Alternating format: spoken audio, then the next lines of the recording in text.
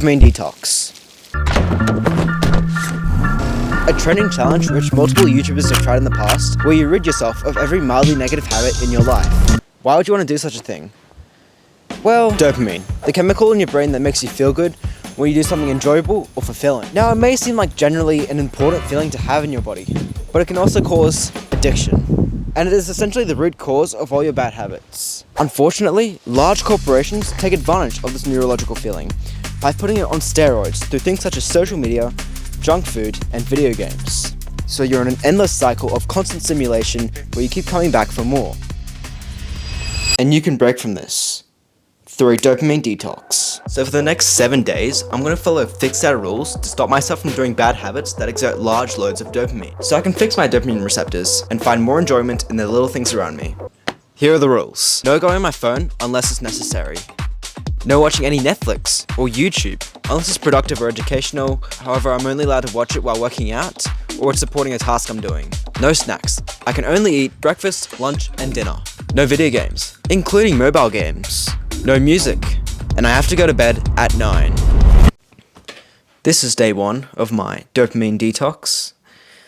And despite it being day 1, I felt pretty good about myself. I got a lot of my tasks done, and the idea of not having to go on a screen felt very freeing and refreshing.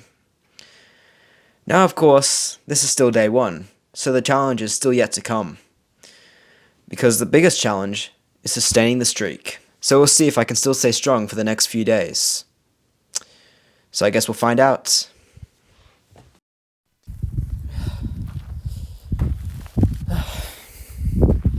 This is day 3 of my dopamine detox.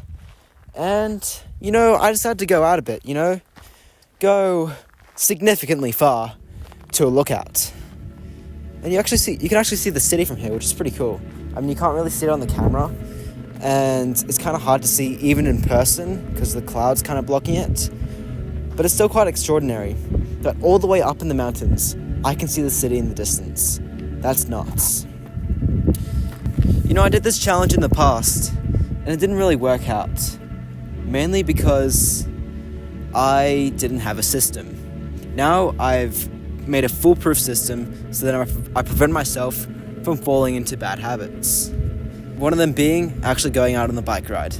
And after day 3, you feel like your system's going so well, you can go for even more than 7 days. That won't be the case. On day 4 or day 5, I think it will get even harder. Today wasn't very hard, and I got a lot of my tasks done because of that.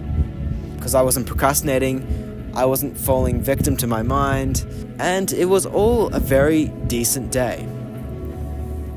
But of course, it's just going to get harder from here, as I said earlier.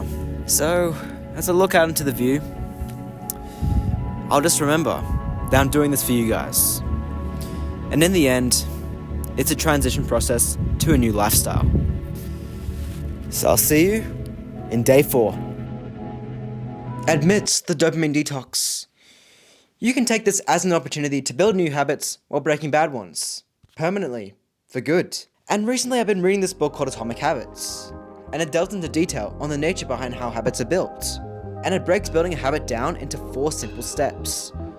Make it visible. Make it attractive. Make it easy to do. And make it overall satisfying. These 4 steps can also work in reverse to breaking a bad habit. Make it invisible. Make it unattractive, make it hard to do, and make it overall unsatisfying. I've been applying these rules into my daily life to make my dopamine detox much easier. And once I get out of this challenge, I'll be able to apply these to my regular life. The hardest part about this dopamine detox challenge is going to bed at 9. For the past 4 days, I have not been going to bed at 9. I hate to admit it, but I can explain. I've got a lot of tasks on my hand, and it gets to a point where I sort of lose track of time. And it gets to a point where I end up going past 9 o'clock. But that's fine. As long as I get all my tasks done, I still get more than 10 hours of sleep each day. So all in all, I'm not complaining. I would say the easiest part of this challenge is not having to go on my phone. The idea of having no obligation to go on my phone is probably like the easiest thing you could ever do, and the most freeing thing. Once you get used to not going on your phone, you start to look up more. I think that's what I like most about this dopamine detox. Just being able to look what's around you. And I hope to continue to look around even after this challenge. Over the past 7 days, I've developed a system where when I want to wake up, I take a cold shower. When I go to sleep, I make sure I read a book. When I want to watch a productive YouTube video, I make sure that I work out along with it. And by doing this, I'm able to do these habits every single day. You know, throughout this week, I thought that everything seemed bland to me.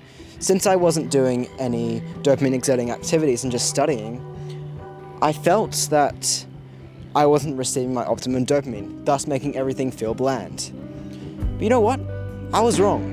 Since I was doing little tasks, going outside, doing all these tiny positive habits, even if they may not seem like dopamine exerting activities, it really helped.